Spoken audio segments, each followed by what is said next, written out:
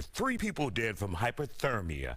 This comes as energy companies are working around the clock to get electricity back on for those impacted by Beryl. Currently, hundreds of thousands of people are still without power. Included in that count are healthcare facilities. Dr. Danish Ali has more. Dr. Ali, obviously, Beryl has taken a toll on the city of Houston, our region.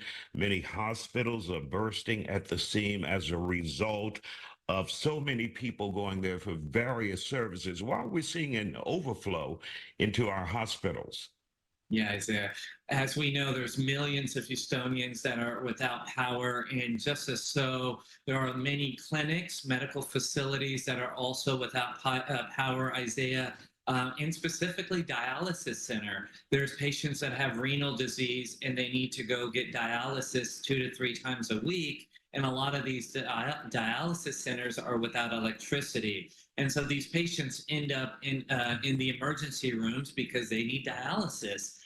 Just as so with medical treatments, a lot of these patients are on either insulin, diabetes medications, or they're on pain medications. And a lot of clinics, medical facilities have been shut down temporarily because of the lack of power, electricity, and some even have power and electricity, but they don't have internet. And, everything is fed off of internet. So, we're in a very difficult spot right now as it relates to the lack of electricity in the medical community specifically. And a lot of these patients have had to go to the emergency room.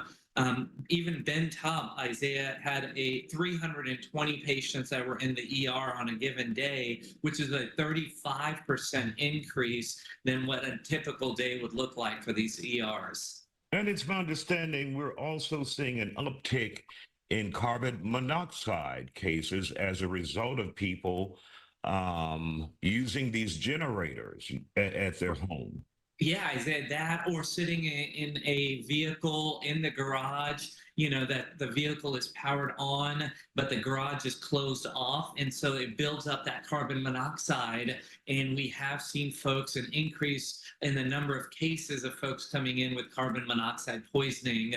Therefore, again, very important, Isaiah, to keep the door open or some sort of ventilation and a barrier between you and a generator, or if you're in the car, making sure that the vehicle, if it is on and you're sitting in the car, that it's in a open space where this carbon monoxide is not building up.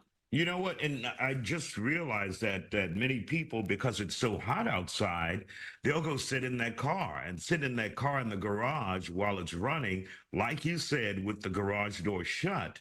And they think they're cooling off, but they're killing themselves. Really, Isaiah. Yeah, and I understand the reason. One of the reasons is to keep the vehicle cool so that way they can stay cool as well. But again, find some shade, even if you have to leave somewhere, but make sure it's in the outdoors, or open the garage up so that carbon monoxide is not accumulating in the garage, and also turn the car off, and before you get out, the vehicle may still be cold, but before you get out, give it a few more minutes for that carbon monoxide to sit before you exit, especially if you've been keeping that garage door closed. Now, if we have people inundating the hospitals here in Houston, do we see instances where some hospitals may have to put off some surgeries or procedures, or is it, do they decide by not the severity, but just how necessary that surgery or that procedure is? Yeah, Isaiah. So at this time, depending on which hospital it is, lots of hospitals in our area here have either temporarily put a hold on elective procedures and are taking it case by case and are getting to the emergency cases immediately. A lot of these hospitals are on generator power, and only parts of the hospital are being supplied with electricity. So they're just having to shift and do what they can to take care of the patients. The other issue that we're coming across in hospitals, Isaiah, is that these patients who have been in the hospital are now ready to discharge. Unfortunately, their discharge environment is not safe. And so they cannot go home because they don't have electricity, and we cannot discharge a patient to an unsafe place. And so a lot of these patients are now having to spend an extended period of time in a hospital setting, and that is a domino effect, and all those patients that are now trying to get in are waiting in the waiting rooms and the ambulances, and cannot be shifted into an actual room. And so my message to our guest is, please, if you have a loved one that's in the hospital and you have electricity and they are safe to come home and be discharged, see if you can take care of them. See if you can bring them into your house for a few days, which then opens up a bed for somebody who is needing some space in the hospital as well.